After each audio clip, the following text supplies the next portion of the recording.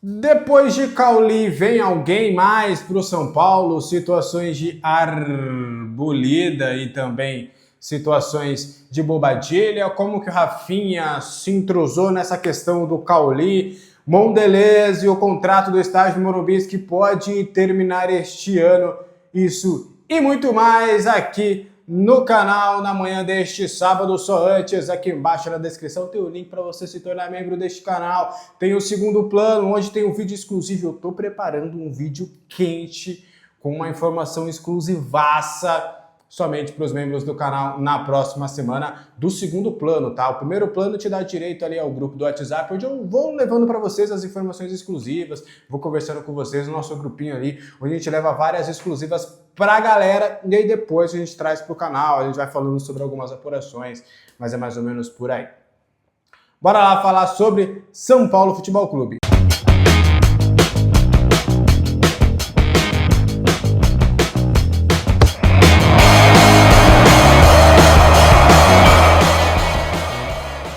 Giro de notícias do Tricolor Paulista, a multa contratual de Negrutti. Ela vai para 100 milhões de euros. Então agora o Negrutti estará muito bem resguardado nessa renovação de contrato. Ele que assinou essa renovação até 2030 com uma prorrogação possível para 2031. O São Paulo está vivendo dias de luto, né, por conta da morte de 2 conselheiros nesta sexta-feira. Foram homenageados pelo São Paulo o Paulo Buarque, o Paulo Plané Buarque e o Reinaldo Rubens de Barros. Esses 2 conselheiros vitalícios do São Paulo acabaram falecendo nesta sexta-feira, e aí agora o São Paulo decretou 3 dias de luto ali no seu conselho deliberativo. Meus pêsames aí aos familiares e que os 2 consigam ter um bom descanso depois dessa vida de dedicação ao São Paulo Futebol Clube. O ex-jogador do São Paulo, lembra dele? Matheus Reis, lateral esquerdo, cria de Cotia. Ele estava lá no Sport e acabou sendo anunciado pelo CSKA. O São Paulo, infelizmente, não vai ganhar nada nessa transação porque ele tinha contrato com o Sporting até o meio do ano. Só que ele teve que rescindir esse contrato para poder ser reforço do CSKA. Ele arcou ali com a sua rescisão contratual junto ao Sporting e aí foi para o CSKA, lembrando que as equipes do futebol europeu não fazem negociações diretas com os clubes russos por conta daquelas questões das guerras e tudo. Então, por conta disso, o São Paulo não vai receber um valor referente a essa transação. E hoje tem treino, tá? Neste sábado no CT da Barra Funda, ou Super CT. O São Paulo vai fechar a sua preparação para esse confronto contra a Ponte Preta. A gente tem conversado e a gente trouxe com exclusividade que a tendência é do São Paulo ir com a equipe principal. Jogadores que estarão disponíveis para essa partida vão para o jogo. Só se houver algum caso ali de um jogador estar com algum desgaste mais elevado, até eu trouxe que para ficar de olho no Lucas Ramon, é possível que o Mike possa jogar essa partida como titular, porque o Lucas Ramon ainda fez a primeira partida dele de fato inteira na temporada, então é um jogador que vai demandar um pouco mais de atenção, mas o São Paulo vai com o time principal e hoje o Crespo deve fazer os últimos ajustes ali, definir os últimos detalhes para essa escalação de domingo. O São Paulo entra em campo às 8h30 da noite, domingão. Vamos encerrar o domingo aí com uma vitória, com 3 pontos e com a classificação, e você pode acompanhar o jogo inteirinho ao vivo com um bom precinho no Wallplay, tá? O Wallplay tá com uma promoção bem legal através do HBO Max. O HBO Max tá caro para você assinar aí, né? Então você assina o HBO Max através do Wallplay e vai ter um mosaico multitelas. Você vai poder ver todos os 8 jogos ali no mosaico, para você que quer acompanhar também os outros times. Então, aqui no meu link você pode assinar o HBO Max através do Wallplay. Aí como é que você vai fazer? Você clica no meu link, faz ali, por exemplo, você cria o plano mensal, é R$22,90, só que a Wallplay vai te dar, durante toda a sua assinatura, R$20 para você gastar no cinema, então menos de R$3 você garante aí o Wallplay. Beleza? Bora para as informações principais do vídeo de hoje. Arboleda e Bobadilla, eles ficarão de fora dessa partida contra a Ponte Preta, tá? O Arboleda, por conta das questões pessoais que ele está resolvendo lá no Equador, até do que eu tenho de informação, é uma questão familiar, tá? É uma questão familiar, mas eu não vou entrar em pormenores, até se o jogador ou o próprio clube quiserem divulgar depois mais detalhes sobre isso, acho que não...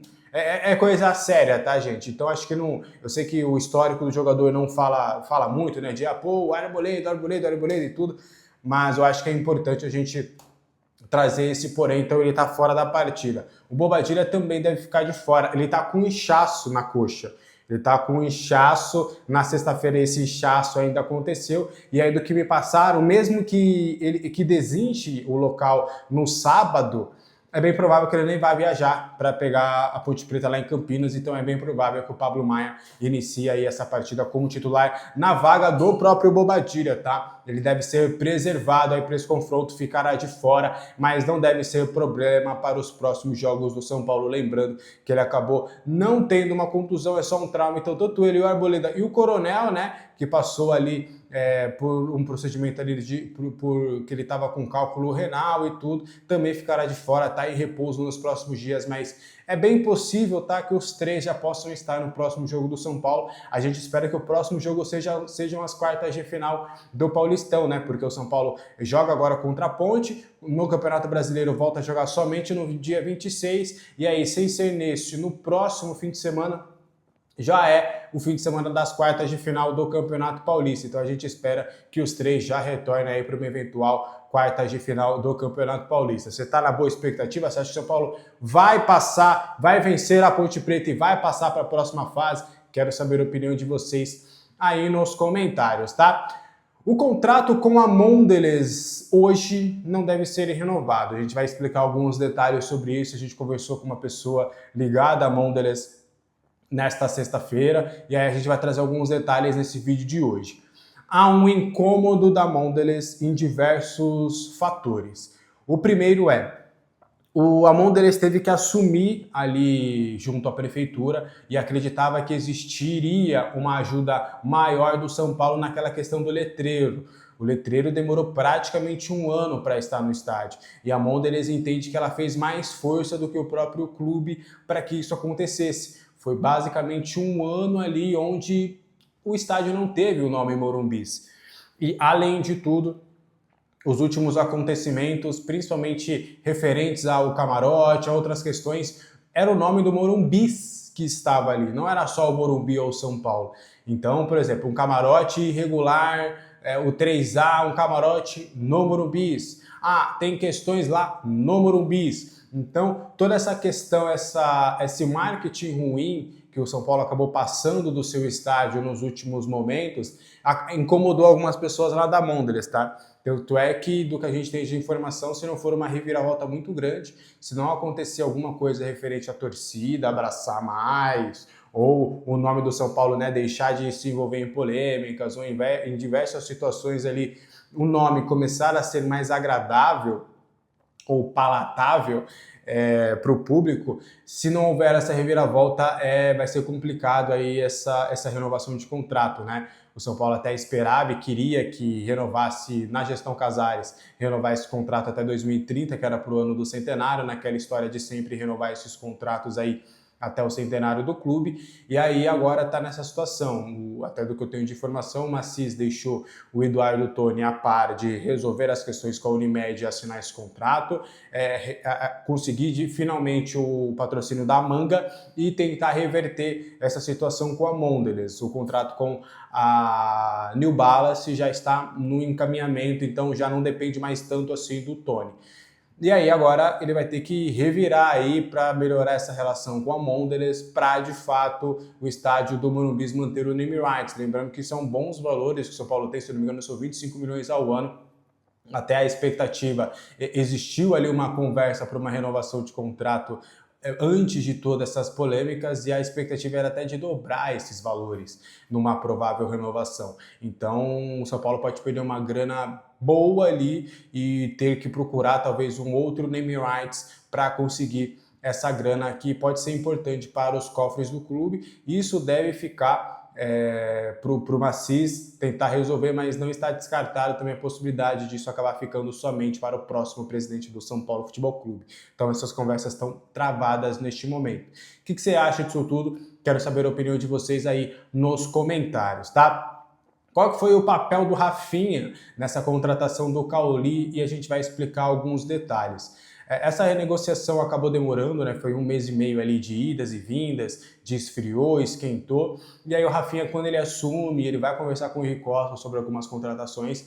O Rafinha, ele quer usar muito do seu nome, da sua capacidade de convencimento de atletas, de ser um líder, até com o seu gabarito, né? Com o seu know-how, é a palavra, com o seu know-how de ter sido um jogador importante, ele quer ajudar o clube de algumas maneiras. É óbvio, até do que eu tenho de informação, o Rafinha não vai estar nas negociações, ele não vai ser um profissional do São Paulo que vai negociar, mas ele quer, e isso obviamente com o aval de Rui Costa, de Maciz, ele quer usar realmente a sua influência para conseguir convencer um ou outro jogador a se tornar reforço do São Paulo, e foi isso que ele fez nessa situação do Cauli.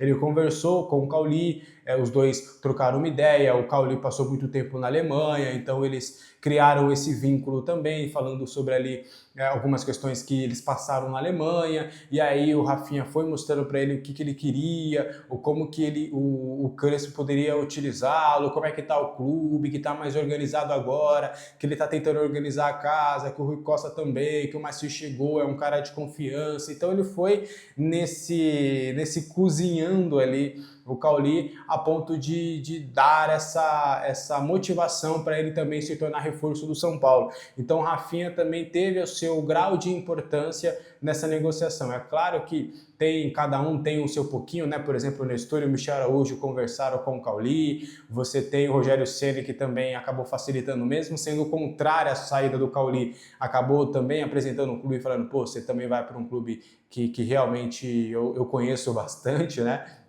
O Rui Costa foi talvez o principal, ele que conseguiu, ao lado do staff do atleta, destravar toda essa questão com o Bahia, e também o Rafinha também teve aí a sua parcela também, tendo esse convencimento e conversando também com o jogador, para, né, mostrar para ele, dar essa segurança de que ele estava fazendo a decisão correta, de uma mudança de áreas, porque o Cauli também, por mais que ele tivesse decidido a trocar de clube, querendo ou não, é uma mudança, né, gente? Então ele também, mesmo com esse sentimento de que precisa mudar, ele tinha algumas dúvidas, né? Porque ele tinha um contrato longo no Bahia até 2028, ele é querido pela torcida, o Rogério Ceni também gostava dele, então era uma decisão que não era tão fácil para ele ser tomado. E o Rafinha foi ajudando a ele a maturar essa ideia, até do que eu tenho de informação.